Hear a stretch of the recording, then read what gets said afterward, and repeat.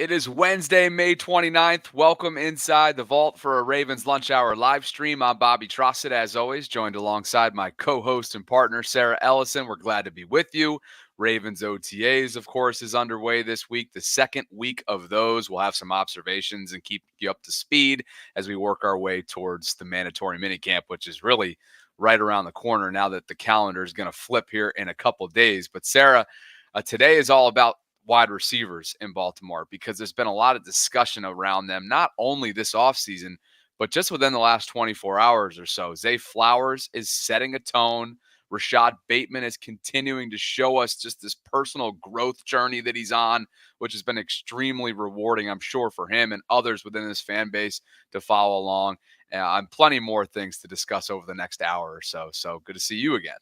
Good to see you. Yeah, then we got big, bold statements from Mark Andrews, and lots of OT observations that we've kind of gathered from the guys, all the media guys and gals that are out there observing practice. So we'll pull some of those in. And then at the end, we're going to circle back around to wide receivers, not about the Ravens, but just like the market and what we could be seeing in the future. Yeah, pretty good stuff here. So again, we'll kick things off. This episode, I should say, is brought to you by our friends at Primary Residential Mortgage.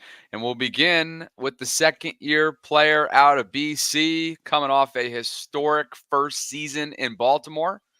Zay Flowers has now, as you transcribed and tweeted, is implemented wide receivers needing to do push-ups when they drop passes in practice. Sarah, like I said, he's coming up on year 2, yet there's almost this leadership infusion, right? This leadership demand that's coming from Zay. I think a lot of it just happens naturally. Greg Lewis, wide receivers coach, had weighed in. Quote, "That's all Zay. He's a character." I think it's good that Zay is taking that leadership role and finding ways to get the guys focused on what they need to get done. This doesn't happen naturally. I'm sorry, this doesn't just happen. This is a natural type of phenomenon, I think, that sort of materializes over time in a locker room setting. But Zay's personality, it doesn't surprise you whatsoever because of what we know about him. He is somebody that guys look to. And I think his voice means something, not only with what he was able to perform and really prove through 1 year, but just the way that he carries himself. And so I found this to both of our attentions were certainly grabbed by this because this is a guy who in NFL years is really just getting started.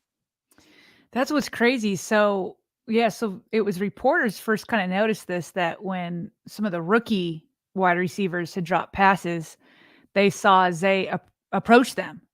And there probably was some words of encouragement while you're in there.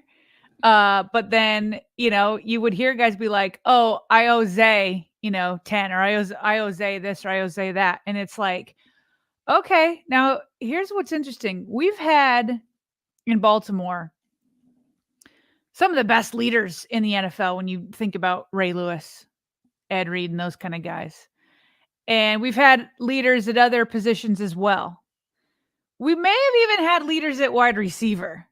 But it's usually like the guys that the Ravens have to go out and pay. Like I'm thinking of Steve Smith Sr., who's just like the alpha of all alpha wide receivers, right? But nobody that's been drafted that the Ravens have either A, had an alpha type personality, or B, done enough on the field to be able to warrant the respect that it deserves, that one earns, in order for other guys to be like, "Oh, I owe Zay 10 push-ups." It's like, and this is like a normal thing, right? You drop a pass, you do something, or you miss an interception, you do something wrong, you see guys doing push-ups. But it's another thing for your second-year wide receiver, to your point. This guy is going into only his second year, Bobby, and you've got other rookies being like, "I owe Zay 10?" Sir, he turns 24 in September. Yeah. Yeah. And also, as you kind of touched on, you have to have earned that respect, which I think he did with his first year, his rookie year, his production, the way he does things. We've shown videos of him in off-season workouts last year when he's like talking to himself in the mirror. You know what I mean? Like, everybody's let you down but you, and like he's talking to himself, or we've seen him get fired up in that Kansas City game, and we all know the deadly mistake that he had with the fumble. But prior to that, when he got up, and because he caught that pass to even get close to have the next play at the goal line, and he's just like fired up, and he's got to learn how to like package like every Channel. Yeah.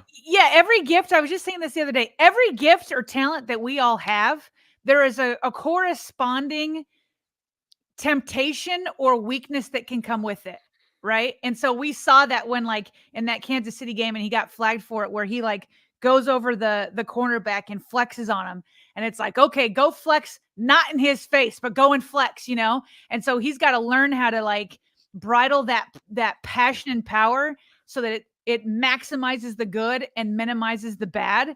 Yeah. And this is maximizing the good. I like this. I just don't think, again, having people do push-ups when you miss a pass, that's normal, but it's not normal for a second-year wide receiver to go up to him, to talk to him and say, oh, I owe Zay that. Like, that to me is exciting potential. That to me is further evidence that he's a rising alpha. Maybe needs another year under his belt to completely prove that and show that he earns that role. But man, is that exciting, because not only have we not drafted a wide receiver that has that production, but we haven't drafted a wide receiver like that just has that inner dog. And so having those two combined, I like where this is headed. It's lots of good signs for Zay Flowers. I agree. It's not only happening naturally, but what also seems seemingly through what we're learning, it's a natural reaction by teammates, meaning they're accepting the challenge. Zay is posing and presenting the challenge, and it seems as if his teammates are accepting that. That right there is the ultimate form of not only teammate to teammate respect, but also maybe even a hint of admiration, all coming before his 24th year, all coming before his second full NFL season. So you speak of trajectory. He can work on the emotional intelligence stuff. We all can. I know I can. That was taunting textbook in the AFC title game. Yeah. It was textbook taunting. Yeah, you can't do it. You can't like lean over the DB and do that. Yeah. We all know. We all know that. That'll come in time. But if he's already garnering this kind of respect from his teammates internally, I like the trajectory that Zay Flowers is on. Speaking of trajectory, Mark Andrews, add him to the group of what seems to be a slew of people, both in and out of the organization this offseason, who really like where Rashod Bateman seems to be heading. The quote that you transcribed when asked what it will take for Rashod to hit another level. Again, that question posed to Mark Andrews was as follows, the answer. Quote, I think it's happening right now. He looks incredible. He looks as put together as he's ever been. This is going to be a big year for Rashod Bateman. I'm calling it right now. And of course, that's the one that the ESPNs and other PFFs of the world picked up on because, hey, one, it's Mark Andrews. Two, that's a pretty bold statement. And three, this has been the ongoing trend, I think, of what we've discussed maybe since the extension, that it feels like Rashod, and we'll get to some of the personal growth, particularly when it comes to dealing with the media in just a bit. But there is a belief. There is a belief in Bate. Not sure what the temperature of the fan base is, but specifically talking to and speaking to internally within that building, his peers, the folks above him, the folks around him, it feels like almost there's a collective belief given where he is entering year 4. Mark Andrews is definitely the latest to be like, it's going to be Rashod's year. EDC started it. Harbaugh kept going last week. Were you able, I can't remember, because I know you were leaving early. Did you listen to Monken last week? Okay, so you did hear him.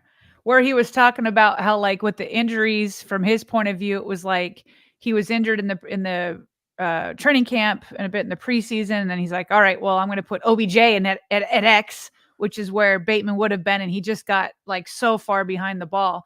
So anyway, there was Monken, talking about how it was going to be a big year. And then now there's Mark. Now Mark came out the strongest. After I transcribed that, somebody tweeted like, well, what else do you expect him to say? Not this. Okay. It's one thing to be like supportive, right? And just be like, have like these players are asked every day about another teammate and how they're doing. Okay. And a lot of times it's just like, oh yeah, Bateman's doing well, he's here and and it's just like kind of like a milquetoast kind of like positive support. If you think that teammates go around saying stuff like this, I'm calling it right now, it's going to be a big year. That's not like your run of the mill supportive teammate statement. It's not. That's sticking your neck out there. That's sticking your neck out there. That is sticking your neck out there. And I have the ... in there. I mean, he talked quite a bit about like why he looks incredible. He talks about his health. He talks about his technique. He talks about his route running. He talks about his passing ability, all of it. And if you're able to kind of see some of those videos, I mean, Bate is built like he's been working out clearly. Like he's, how we've been saying like Nate Wiggins still needs to grow into like his grown man body. Yeah. Bateman has hit it. Bateman has hit grown man wide receiver body for him. You know what I mean? Like he's just big. Jeff Zrebiec, he had some observations. He said Bateman was probably the most active player on the field Tuesday. That was the same day Bateman spoke. He beat cornerback Brennan Stevens and caught a touchdown pass from Josh Johnson. He also made a handful of other catches. He's moving well and having fun, and he seems to be in a good place physically and mentally. So that's what Mark is seeing. That's what Jeff is seeing. That's what everybody's seeing. Now, I will say this. That's not changing me from saying, hey, I feel like a solid season for him would be about 750 yards. So I don't know what Mark means by big season. I would think that's more than 1,000. That's not me taking away from Bateman. I just feel like there's a lot of mouths to feed, even with OBJ taken out. So I would still be super happy with 750. And if he goes higher, gravy, give it to me. But yeah, he's I love the way this team is rallying around him. I'll say that. Let's talk about the way in which he's kind of rallying around himself, in the sense that this personal growth journey that we've all watched over the last year or so materialize has been, I've found it really compelling. And I think he continues to say and do all the right things when it comes to his media appearances. Most recently, prior to yesterday's first podium appearance for the team, which is an obligation, it was on the Glenn Clark radio show that we kind of dissected in full within the last month or so post contract extension. And then there was this yesterday, as you also transcribed. He was asked what it feels like to be in the spotlight of the offense again. And Rashod says, quote, "I'm just blessed to be healthy. I'm not worried about how many balls I get. I'm not worried about if Todd Monken called the play for me. The only thing I can control is what I control, and that's getting open and blocking." I love how he added that in there. He added that in. He goes on to write, say, "I don't play QB. I'm not the offensive coordinator. I'm not the O-line. Anything outside of that, I'm going to help this team out the best way possible." Now, right before we came on, I noticed that Femi responded to you and gave his thoughts. Former Super Bowl winning Raven. I just wanted to share these because I echo them. I know you do too. I haven't seen him yet. Here, I know you will. I know you will. Excuse me. Femi, former Super Bowl winning champ with the Ravens, the 2000 team. So he's responding to this tweet right here? Yep. Okay. "We're watching a young man's self-awareness, character, and humility blossom right in front of us." Ooh, that gave me chills right there. Say that again. Maturity? What else? I'm like, you know what? I'm going to say this for her. You said it, and you agree with this. And I was like, I've never even read it. And then you read it, and I'm like, ooh, read it again. Give Absolutely. it to me. Here we go.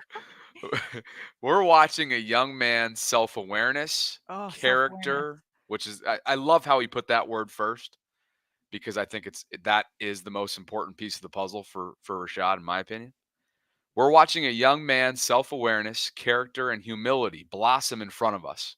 I'm blown away by the human Bate is becoming, and this more often than not permeates one's personal and professional life.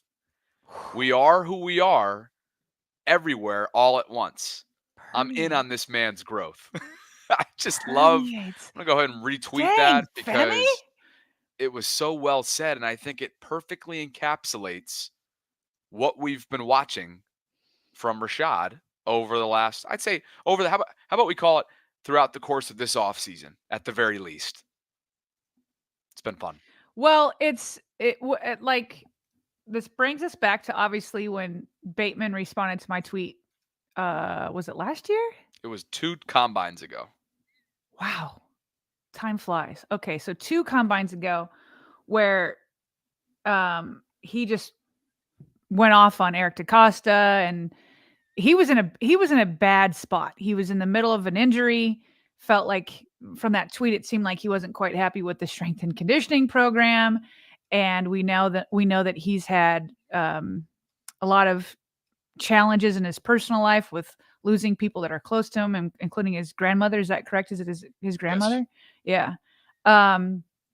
And so you went from when he was just in that what felt like a dark spot to this guy right here, where they're like, "Hey, you've got the spotlight. You've got Mark Andrews saying it's going to be a big year. You've got a new contract. You've got all this.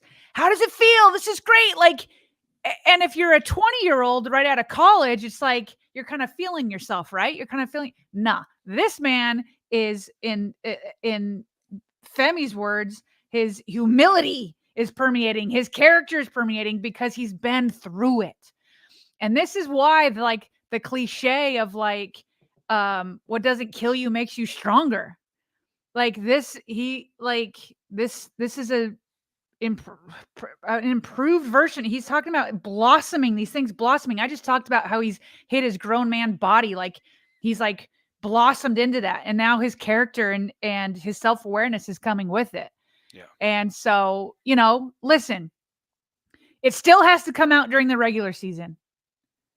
This is all exciting stuff. It's great to hear that he's doing well, from Jeff Zrebiek's observations, from Mark, from the contract, from he's saying all the right things. Yep. And so he has to take it and put it into a season for 17 games and stay healthy and all that. But up to this point, when we're talking about May 29th, this is everything you can ask for. And maybe, just maybe, to Femi's point there in the latter half of his tweet, he says more often than not, this type of behavior, this type of self-growth permeates one's personal and professional life. Maybe the latter of those two. Sounds like the personal is really taking a great step forward. Maybe, just maybe, he's heading in that direction so that it translates on the field, to your point, as well, coming up in year 4. More from Rashod's first podium appearance of this offseason. Jeff Zrebiek picked up on something. I know you and I felt like this was relevant. Rashod said, quote, "I feel like there was a lot of things that I could have done differently last year to help Lamar, to help the team." And again, it's just this another sort of a selfless answer, right? Sort of a looking inward, allowing yourself to kind of self-reflect on the year, show that you're comfortable in your own skin, take some accountability, and really, while doing so, build up your 2-time MVP QB, who is obviously going to be an integral part in you taking that step that we all know, we all are hopeful that you can take in year 4. They're going to have to get on the same page. We know that. They know that. But now they've both spoken on this within the last week or so. Both of them have. I was what threw me for a loop when he said this. I'm sure you, like me, you were listening live. The question was, do you feel like you showcased all your abilities?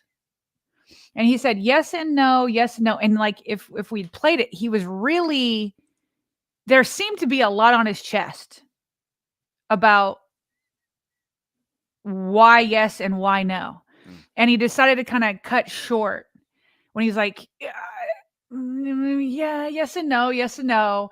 And then Yeah. he's like, but then I thought he was going to like maybe expound into like what he felt like he was capable of. Like, because we've all been talking about how open he was and the ball didn't get to him. Yeah. Instead, he like threw like a 180 for me. And he's like, did I showcase all my abilities? Yes, no, yes, no. I feel like there are definitely a lot of things I could have done differently as a receiver to help Lamar. I was like, wow. Took it in a You were different asked, direction. yeah, he took it in a different direction. You were asked if you showcased your abilities, and you said, instead of being like, I didn't get the ball, he said, I feel like I could have done more to help Lamar. Yeah. And so this is for sure a two-way street that they both are going to have to get on the same page together. Yeah. But to your point, and it's so what is the word I'm thinking of? It's like where you think your actions would not produce what you actually want. There's actually nothing more freeing than letting go of controlling everybody else. Mm. And you would think that by like putting your stamp on everyone and everything, kind of like what we were just talking about with Zay, by the way, like Zay, hey, you owe me, push-ups and this and that. Now that is, holding people accountable. And at the same time, though, that's just encouraging others and holding them accountable. What he's saying is like, I can't point the finger, especially combined with the quote before. I can't blame Todd Monken. I can't blame Lamar. I can't blame the offensive line. Like, I do the best job I can do. And there's nothing more freeing than just being like, I have faith that you will do your job, because you can have faith that I'm going to do my job. And there's so many people out there that like equate leadership with telling people what to do. Yeah. And that's not necessarily it. Like, you also show leadership by showing trust and faith that you're going to do your job. And that's why, and I loved it. It was one of my favorite signs up in the Under Armour Performance Center. Like when I worked there, everywhere you look, there were all different signs like, do your job. Do your job. Yeah. Or when I'm with my kids and like there's like a little bickering and it's like, but she did this or he did that. And it's like, you're right. You're correct. But you can't do anything about that. Yeah. Look at yourself and they're like, oh, okay, I could do this. I could do that. And if both parties look inward, then everybody gets on the same page, because you can't actually go out there and throw the balls for Lamar. My kids can't actually be in somebody else's body and do what you want them to do. Do what you're supposed to do, and it'll inspire everybody else to do what they're supposed to do. And then that's where the trust and chemistry comes from. What about the perspective from wide receivers coach Greg Lewis on how much untapped potential there is when it comes to Rashod? Interesting way that he spun this. I kind of appreciated it.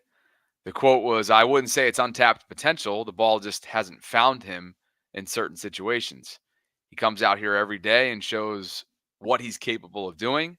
It's just about more opportunities and then more production, end quote. So again, the big takeaway here is I wouldn't say it's untapped potential. Then he goes on to say the ball just hasn't found him. Mm-hmm. And we've seen those charts time and time again of the type of separation that Rashod Bateman is capable of creating, play in and play out in the National Football League. The statistics from a productivity standpoint don't necessarily reflect that, but you hope at some point they will. One last note as we like leave the wide receiver conversation. As we've kind of like talked about Zay, and then we've talked about Bateman on the field, we know that they're completely two different types of wide receivers. Mm. Zay, this like jitterbug, kind of like Ball of energy, like yeah. pounding his chest, all that kind of stuff. Like, he's just, and then Zay is like this silky smooth route runner that gets open. Rashod, yeah. Yeah, Rashod is like this silky smooth route runner that just like gets open in his own way, has a different body type, is taller and bigger and this and that, and they end up complementing each other well. I would love to be a fly on the wall in the wide receiver room, because from the outside, the way we just talked about Zay being like this rising alpha, right? Yeah. And then Bateman, he actually talked later. He's like, no, I don't really talk to anybody. I more like try to just like do what's right. And then show like, and he's talked about how he takes notes in all of his team meetings and this and that. And so like, as well as they like complement each other on the field, from the outside looking in, it seems like they complement each other well in the personality department. Yeah. Also. I see that for sure. All right. Again, that was our wide receiver discussion to kick off the stream. We got more from yesterday's podium session coming up. Has a lot to do with tight end Mark Andrews. But before we get there, you asked for it, Sarah. There it is. Yes. The graphics Photoshop are back. Bobby. The graphics are back thanks to Primary Residential Mortgage, who is our sponsor of this live stream. And they want to know, are you looking to buy a home this summer? Maybe you're ready to get pre-approved. You don't know how much to afford. The mortgage professionals at PRMI understand that navigating the home buying process can be overwhelming, and that's why they are here to help you every step of the way. With a quick and easy pre-approval process, oh my goodness, oh my Lord, what am I doing over here? Throw up in the mouth. With a quick and easy pre-approval process and tailored guidance, you can discover your buying power and shop with confidence. And right now, there's an exclusive incentive available to you as a Vault subscriber. Until July 1st of 2024, PRMI is going to cover the cost of your appraisal up to $550. You can redeem that by applying through the PRMI Mid-Atlantic website. We have a direct link to that in the show notes below. Just mention one of our names as you go throughout the process to get that claimed. You can take the first step towards your dream home by contacting PRMI today, or just visit their website to learn more. Again, all of that information is included in the description of this video below. PRMI is an equal housing lender, NMLS 3094. Say pre-approval process 10 times. That's tough. With a quick and easy pre-approval process. You can't do it. I've never not nailed that until now, naturally, and I can't even go back and get through it. So anyway, thank you. And I also just want to know whose body that is. Whose body is that? I just need to know. It's not as lean as I'm not as lean as that guy right there, but that is my head. By the way, that is pre. So everyone knows, I just put up my 1 year before and after. That is pre-hair transplant right there. Oh, okay. I'll just tell you that. Okay. I'll have to show you the results at some point when we have a dead down day. Yeah, I'm sure people are just waiting on the edge of their seats. Let's go. Classic. On to Mark Andrews. Andrews in the house. Okay, well, basically, it's the first time we talked to him. And asking him about Todd Monken's offense. And he was like, well, yeah, it's kind of fun to see the nuances and the direction of what we're trying to do. And then this was like the thing that got me. He said, what we're trying to do, change up and keep defenses honest. I feel like that's been the goal ever since Greg Roman left, because it just didn't feel like there was any honesty, right? Yeah. And so change up and keep defenses honest. It sounds like that's what is being emphasized there at practice. And he says, I think there are some cool and dangerous things that he's implementing. And he says, we're going to see the defense make a good call and then make it right. That's what you want to be able to do. Get into the right call and have your guys fly around. Yeah. So remember when we had RG3 on draft night, and he said, the Ravens need to get back to playing Lamar ball. Lamar Jackson needs to get back to playing Lamar ball. And I was like, just to be clear, how do you define Lamar ball? And it was basically like, take what the defense gives you. Yes. And so I like that route. At the same time, you don't want to go too far to where the defense dictates who you are. Yep. But if you have enough, weapons and ways that you can attack people, you can't be one dimensional. And so perfecting, to me, what they did wrong in that Kansas City AFC Championship game is they went a little too far of being I just don't think they read it right. I'll say it that way. So when he's saying that they've got to get better at like seeing their call and then making sure we respond to it well, because Lamar Jackson has so much more autonomy at the line of scrimmage under Todd Monken than he did with Greg Roman. That was the first year of him doing it. And I remember talking to Steve Young at the Super Bowl. He couldn't come on, but we talked to the side.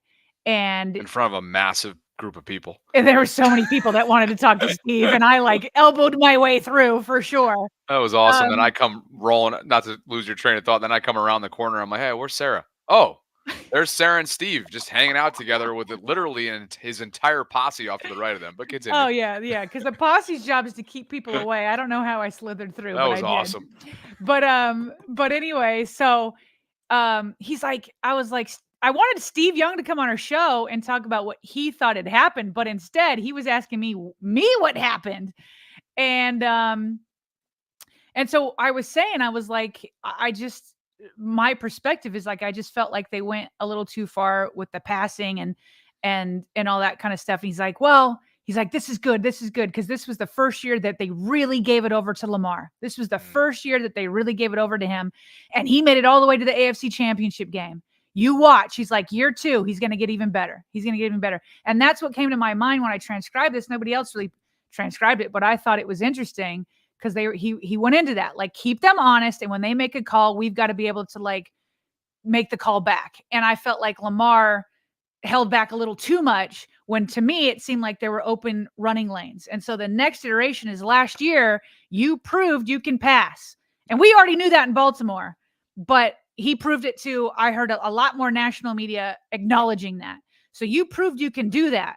And obviously under Monken, you proved that you can like beat plenty of people running the ball. And now it's like, let's get this perfected, to what Mark is saying here. Let's get this perfected and let's make sure the right call from Monken and Lamar at the line of scrimmage is the right one based off of what you're seeing. And I think that they're going to get better at that in year 2. Yeah. Well, that and the component that you mentioned earlier on, this priority of change and keeping defenses honest is super refreshing, because predictability cannot be something that is the Ravens' downfall. That just cannot, Right. You cannot allow yourself to become vulnerable due to predictability. And we all remember Lamar's comments, like you kind of alluded to it earlier on in the Greg Roman era down the the final stretch there with Greg. I really think, internally in that building, they didn't feel like their attack was multidimensional enough. And so to see Todd in year 2 through Mark's eyes here start to bring in that new flavors, new nuances, it's got to be a positive thing across the board. We know what would be really positive is if one of the biggest questions of the offseason is answered, and that is, can Mark Andrews and Isaiah Likely, coexist, co-flourish together alongside one another when both healthy on the field at the same time? And here's his answer to that, or really just the fact that, they're teaming up and they're both healthy and whatnot, that you also transcribed. Mark said it's going to be special. When you have two guys that are dynamic mismatches all over the field, it doesn't matter where you put us. That's tough to game plan for. I love the confidence there. Isaiah has proven to, no doubt, in his early years, Sarah, be a mismatch. And we know what he's capable of doing in that big body type of measurables that he has as a tight end that's really acted like a wide receiver in his play.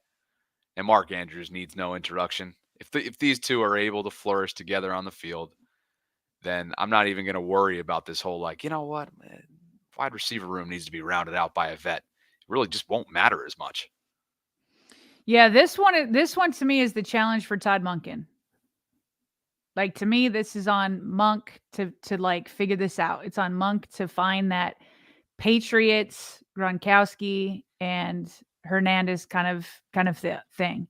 And Monken had said when he spoke last week that, he was able to see, Likely come on a little bit. And I think he got a better idea of what Likely can do.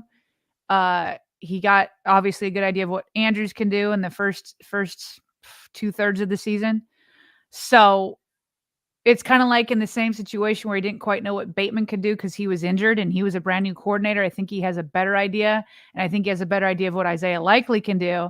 And by the way, not only did that have an impact on the offensive coordinator for what he could see, but also Isaiah himself, like it's like you have confidence in yourself, right? You have confidence in yourself that you can do something, but then you need the opportunity to actually prove it. And you're not only proving it to others, but also yourself just to solidify it. So when Isaiah was asked, like, what was your late season production? Like, what did that do? He called it a confidence booster for himself. He said he proved to him that his hard work had paid off and that he worked hard this offseason. He's working hard this offseason to work on the top of his route. And so that's exciting. That's exciting that he knows what he can do and Monken knows what he can do. So this, to me, it's a challenge to Monken. Figure it out to where both these guys are, as you said, I love that word, co-flourishing. Yeah. So let's get to some observations from OTAs. This is the second week of voluntary organized team activities. Attendance was through the roof a week ago. Very encouraging. This week, a little bit of a drop-off, significant drop-off. Again, in terms of really attendance? Just in terms of generally speaking. It feels like a drop-off because Lamar's not there. Yeah. But if you actually go through it, the vast majority of the offense was there. A lot of the defense was there. And a lot of guys that are on the list that say not participating, they mean in actual practice. Because, I think there were 15 guys missing, and I think 6 or 7 of them were watching due to injuries or whatever.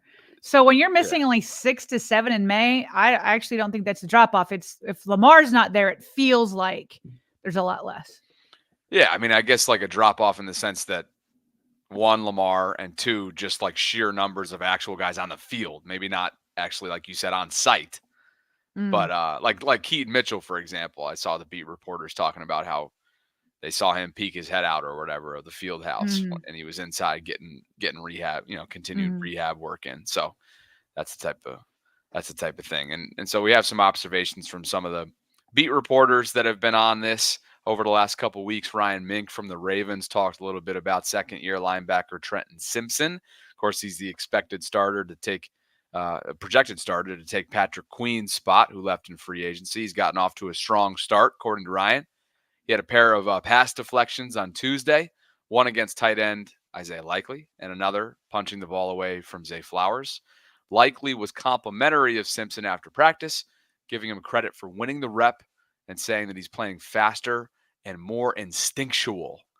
Love that word, instinctual, when it comes to a guy that has watched a lot of football over the last year and not played a ton, at least in regular season play. He's going to get a chance to do that right off the jump in September. Ryan wouldn't have been wrong if he added the word Likely was begrudgingly complimentary. I had to pull this quote from, or I had to pull the actual video.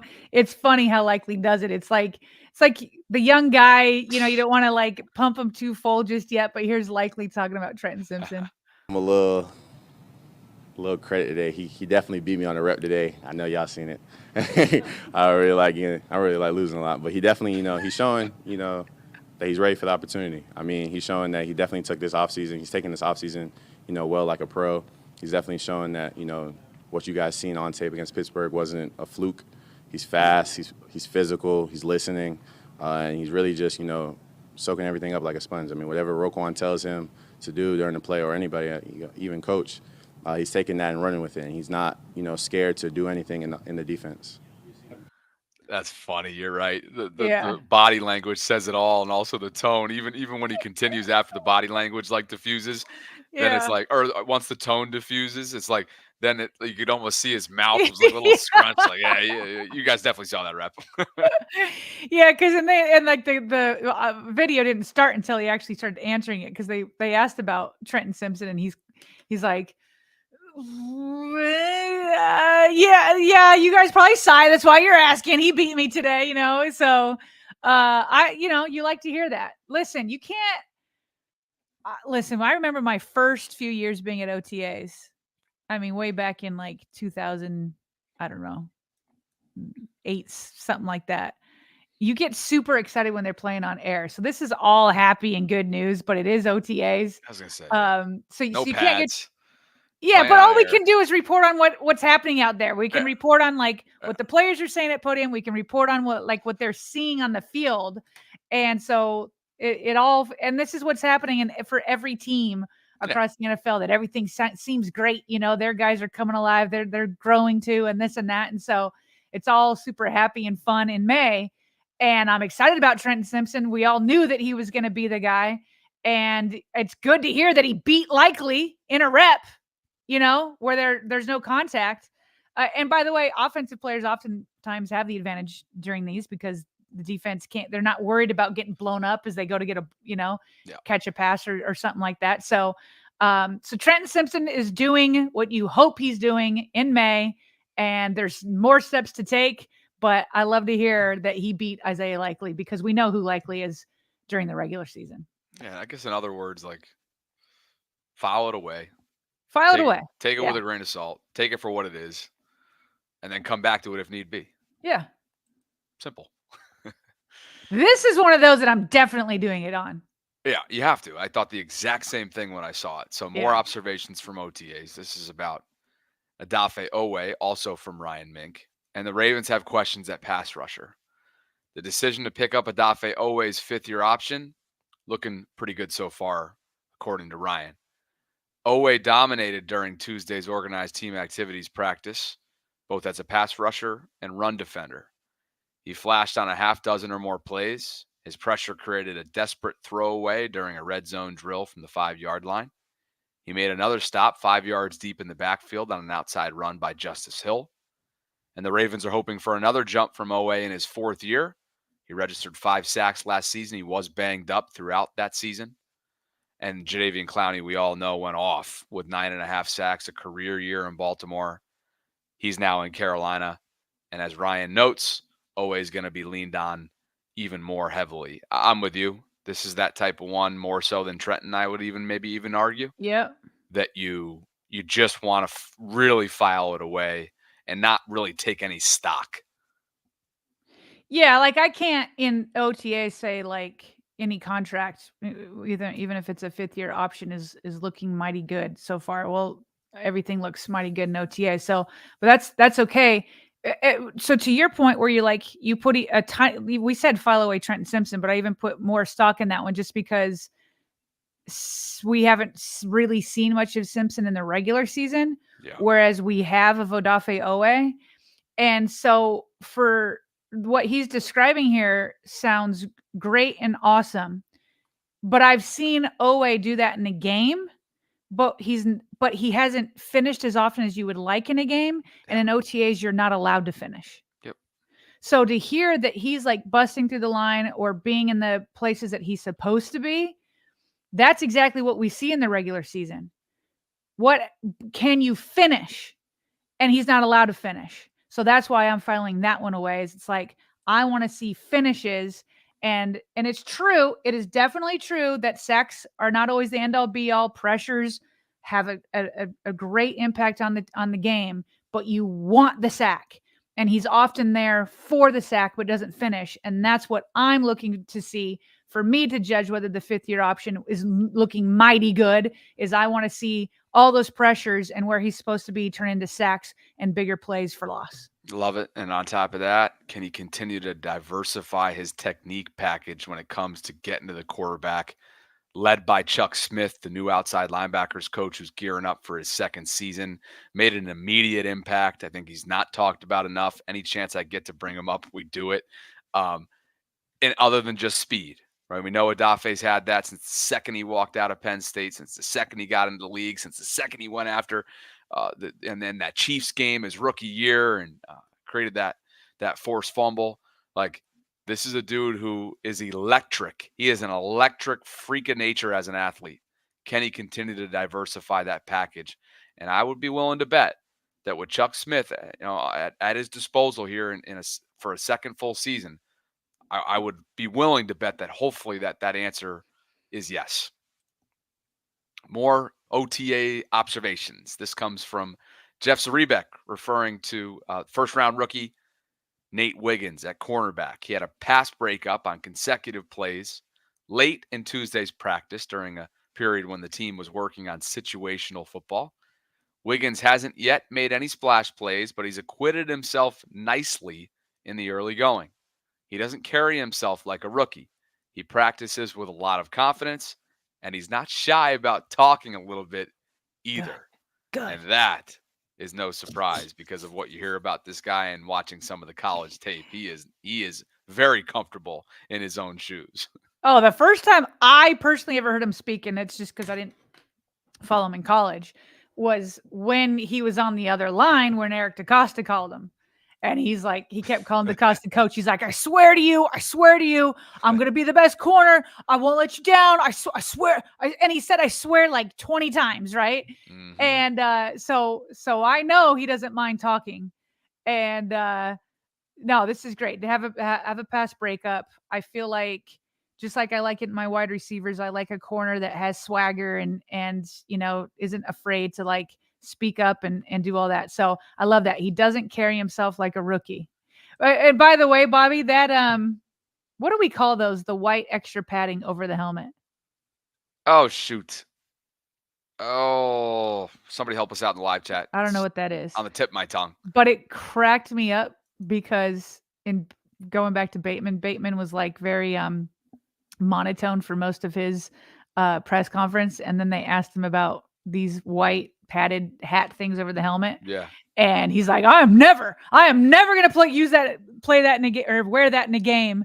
And he's like, I only do it out here because we're required to. He goes, but we're not doing that. And they're like out of nowhere, he had all this passion when he was like having like this monotone press conference. And they're like, why? And he's like, it just messes with our swagger. Okay. We're out there. We all know what we're doing. We're all getting hit. We're all signed up for the same thing.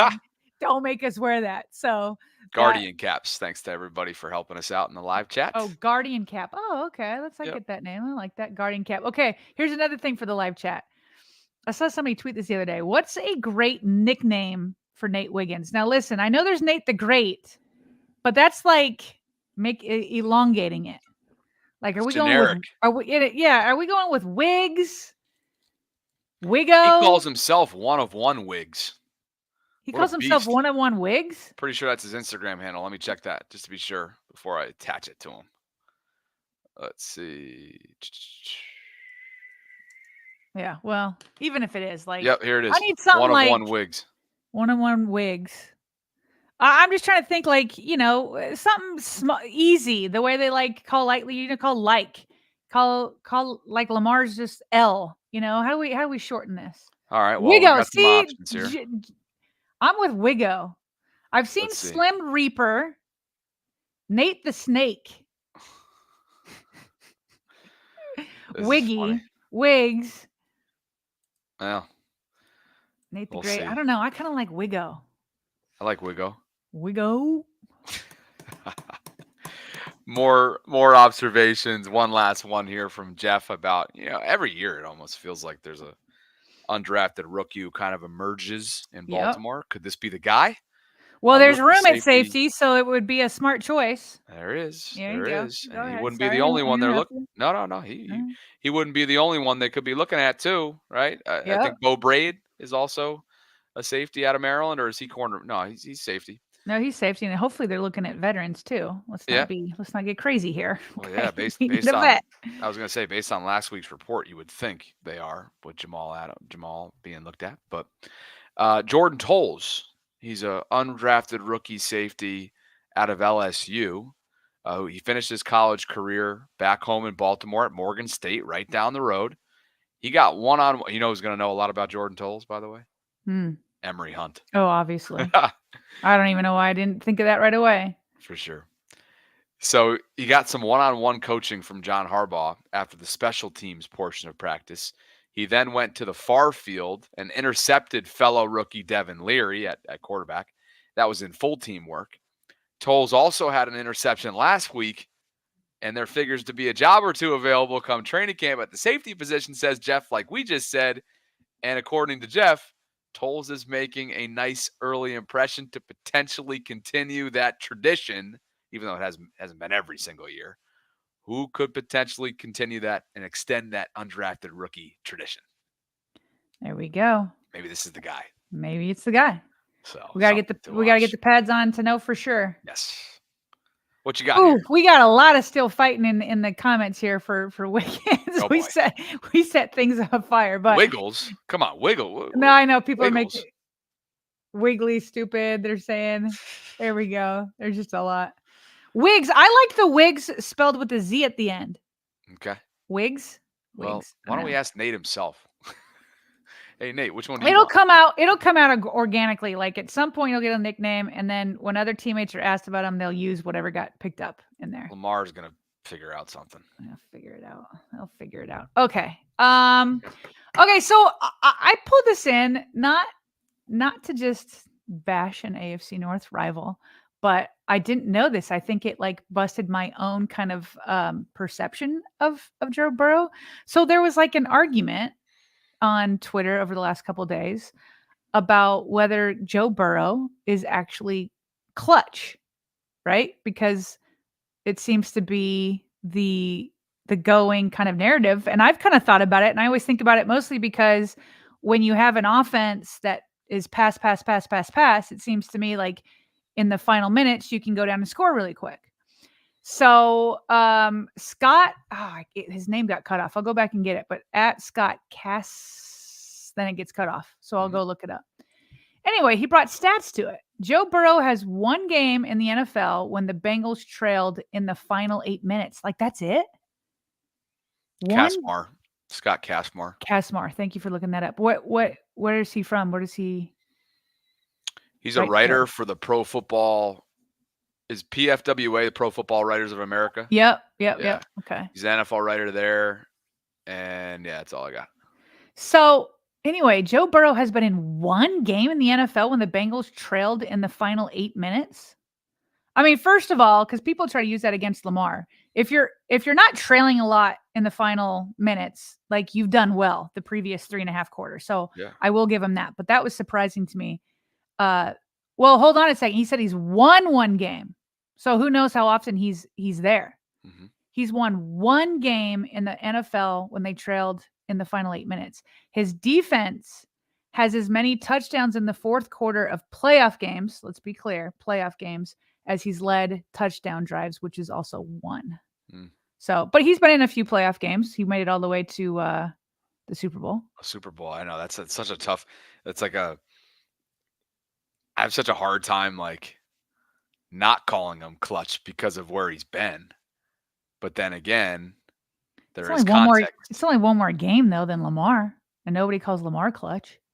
Well, I guess taking Lamar out of it and just looking. Oh, okay. Just looking at Joel. Just talking in general. Just looking at Joe objectively.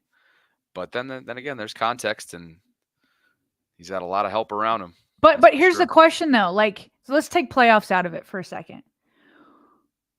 Where does one get the clutch persona if you've only won one game when you've trailed in the final 8 minutes?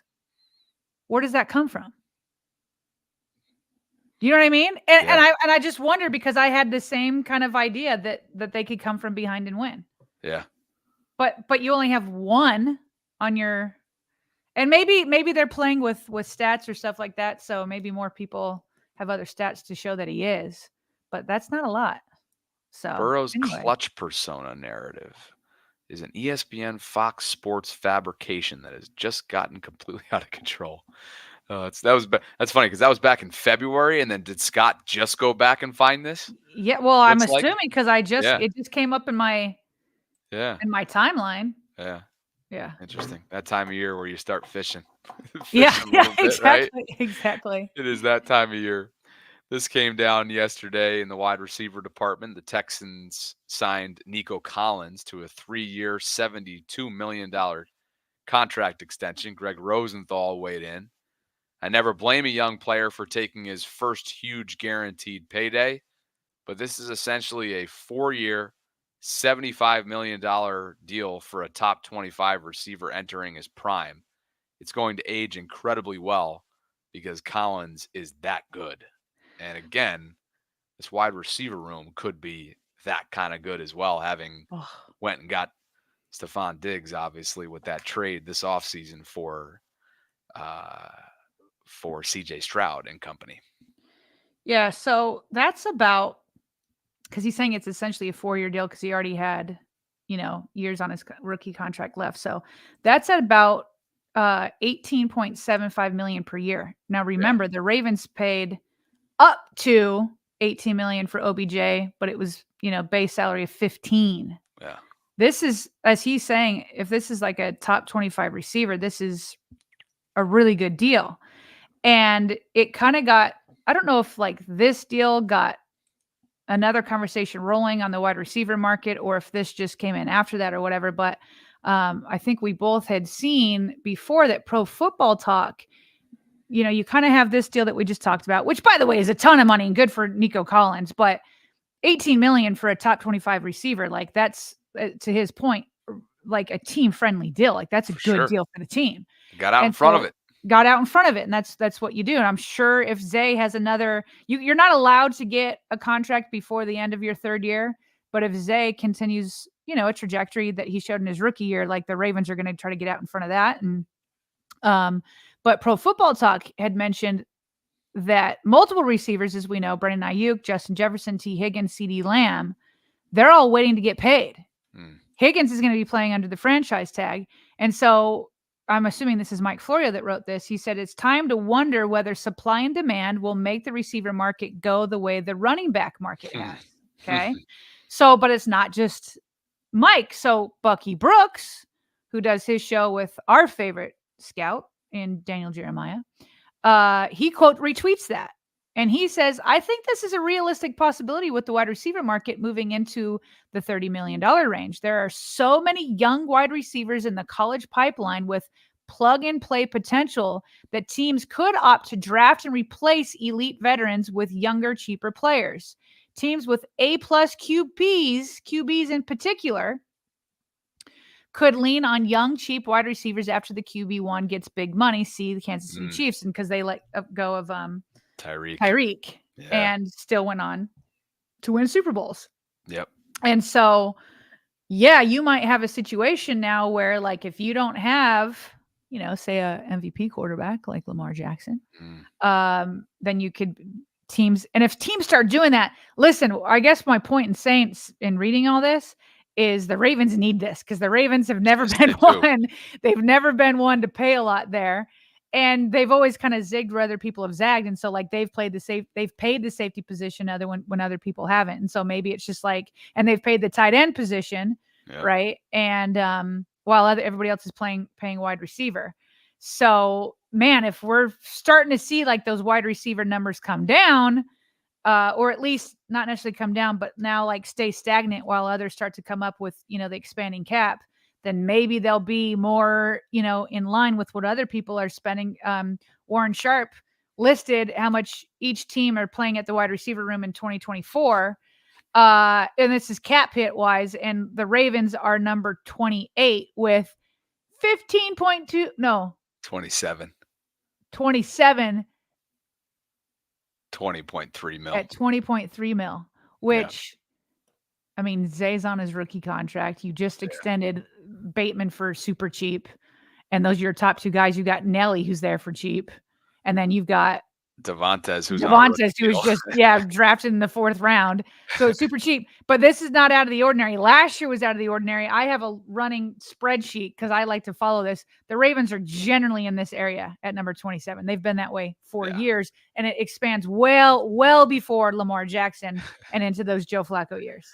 Remember, they were in the middle of this list, if I'm recalling correctly, a year ago because of Odell. So now they're back to where they belong, right? They've come back to their normal home there. This is home. Sure. This feels like home right here towards the latter half. Last year being in the middle was definitely alarming. No, it was the outlier for that very, very rare and unique deal that they doled out to Odell Beckham Jr. If there's anything, Bobby, by the way, that makes me root for Zay and Rashod Bateman, it's that I want to believe that Eric DeCosta has righted the ship. The fact that they're going into this season with their 2 first-round wide receivers as their starters, and Zay like legitimately has put up numbers to make you feel good about that. Bateman has not yet. A lot of people talking as if he will. But if he were able to, then it's like, then you got to start saying Eric DeCosta did it. Yeah. You know, if these two are able to carry, and like if Zay ends with 1,000 or higher and Bateman ends with 750 or higher, then I think we have to start is done more than riding the ship. He's like, I feel like he's done it. He would have to continue to do it because it's a what have you done for me lately league. But if these two are leading the way as his first round wide receiver draft picks, then that conversation needs to be had. The dynamic will have shifted. Right. On top of that, now what if Zay flourishes and Bateman doesn't? Which could happen. Yeah. Then you still have to give some credit there. Yeah. Which is likely to happen based on what we've seen. Yeah. It would be a surprise if it's the other way, an encouraging surprise.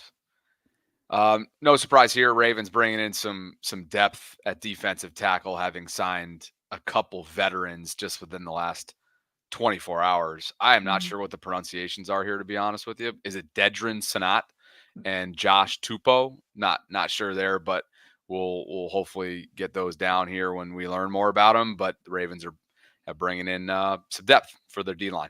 Both these guys have been around, by the way. Not that they're like, I think depth is the exact right word. I know Pierce isn't out there and whatnot, but these guys have been around. So Sanat's been around since 2018. Yeah. And did you say Tupou? Maybe that's correct. Yeah. Coming from the Bengals, he's been around. He was an undrafted rookie in 2017. Yeah. So both these guys have been around, and you know, at least has some experience and knowledge and savvy. And I don't know. The Ravens are pretty stacked at defensive line, but maybe one of these guys can stick around. Give him a shot to come in and get some depth going. One story from Deshaun Jackson, former Raven, had a cup of coffee in Baltimore a couple years ago. You guys might remember that, about another former Raven. This is funny.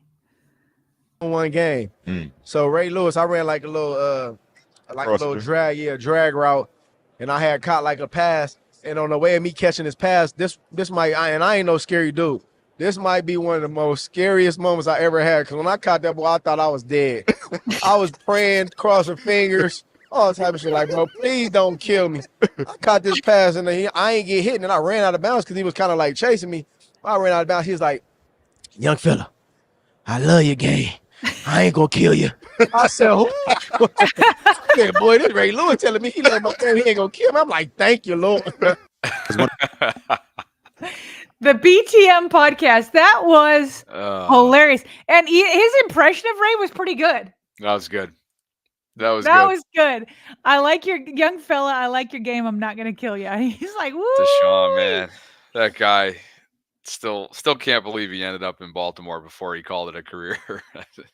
You know? Like, do you think that Ray knew that he was like running for the out of bounds and was just like, don't go up the field, then I'm going to have to smack you. But if you're running laterally, I can just escort you over there if that's what we prefer. You know, I just wonder what those decisions are like there for Ray. I'm sure he had a really good sense for who had fear of him and who who didn't, you know. I think you probably have a pretty good gut feeling at times, whether it's body language or body movement out there in that case. So. Yeah. Anyway, just as promised, I wanted to, you were asking for some photographic evidence from my weekend out on the Adirondacks, in the Adirondacks at Saranac and Lake Placid. It was awesome. There's Tilly and I atop Ampersand Mountain, which was an awesome hike, sunrise hike. We got up at 3 a.m. I had 3:01, 3:02, 3:03, 3:04 alarms set every single minute, just in case. We ran on 4 hours. And then the right-hand side is the actual look of Ampersand Bay itself from the balcony in our cabin. So, yeah, it was an awesome time. And, man, if you guys, you know I'm partial to upstate New York. If you guys ever have the chance, if you ever have an opportunity to get up to this time of year in particular, or if you're a skier, go in the winter. It's a really, really special time. So we enjoyed it. That's like a gorgeous view. I'm so glad that you had a fun Memorial Day weekend. And I also have to rag on you a little bit. You told me about 60% of the way up, you took off your ankle weights, right? I was getting. So what? Right. You put them back on for the picture? Like, what's going on here? quick context. So the guys that invited us every single year are regulars in the Adirondacks, regular hikers, regular outdoorsy people. And it's not that I'm not. I just don't I don't do it monthly. I don't do it like semi-monthly. It's like a once or twice or 3 times a year type thing. And I'm like very content with that. And so, guys, dynamics going into the weekend, I decided to send them a message. We do it twice a year. You guys do it twice a month. I can compete with you in any friggin' arena. I'm wearing 7-pound weights on each ankle. I'm bracing this thing up. We're starting at 3 a.m. My dog's with me. Let's go. Let's run it up. And then I had to eat my words because 60 or 70% of the way there, I literally was like, it was so steep and they were going out of pace because they wanted to put me in my place where literally I was about to pass out because of these weights. And so I took them off, put it on my elbows, finished that way, got all the way up, threw them back on for the way down and for the photos. Elbows. Yeah. So that's the God's honest truth there. Okay. I was pretty upset that I didn't finish it, but not sure I would have actually I don't know if I would have made it to the top if I continued at their pace. Yeah. Well, either way, you still had the weight on and you put them on your arms, but it's like, I'm not adding any weight when I'm hiking up a mountain. No, sir. Well, I ate some humble pie. I had to eat my words a little bit, and it made for a good little fun. But you got a nice view out of it. It was awesome. Yeah. Yeah.